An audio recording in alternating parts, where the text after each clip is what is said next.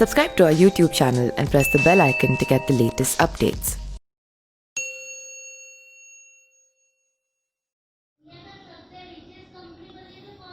राम मंदिर शिलान्यास के बाद बिहार में विधानसभा चुनाव है, जिसके लिए बीजेपी जी तोड़ मेहनत कर रही है। ऐसे में बिहार बीजेपी एक खास प्लान पर काम कर रही है। कहा जा रहा है कि वो अब राम मंदिर का संदेश लेकर घर घर पहुंचेगी। पार्टी सूत्रों की माने तो इसकी तैयारी भी शुरू हो चुकी है। वर्चुअल माध्यम से हो रहे सम्मेलनों में बीजेपी के नेता राम मंदिर और राफेल की चर्चा कर रहे हैं। अपने कार्यकर्ताओं से कह रहे हैं कि आम लोगों तक यह संदेश पहुँचाए। आरजेडी इसे महज बीजेपी का दिखावा करार दे रही है।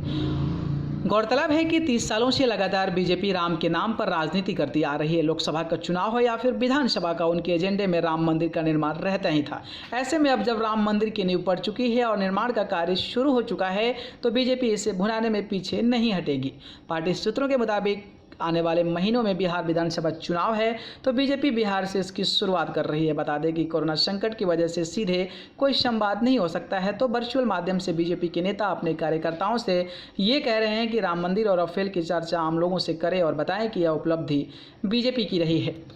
बीजेपी नेता और बिहार के कृषि मंत्री प्रेम कुमार इस बात को स्वीकार करते हैं कि इसका फायदा बीजेपी को मिलेगा, क्योंकि बीजेपी ने ही लगातार राम मंदिर के लिए लड़ाई लड़ी है। हम दोनों मोर्चे पर सफल रहे, चाहे सांस्कृतिक लड़ाई हो या फिर इंटरनेशनल लड़ाई हो। राफेल भी हम लेकर आए हैं और राम मंदिर भी हम बना रहे हैं। बिहार की जनता पूरी तरह से राम के साथ होगी।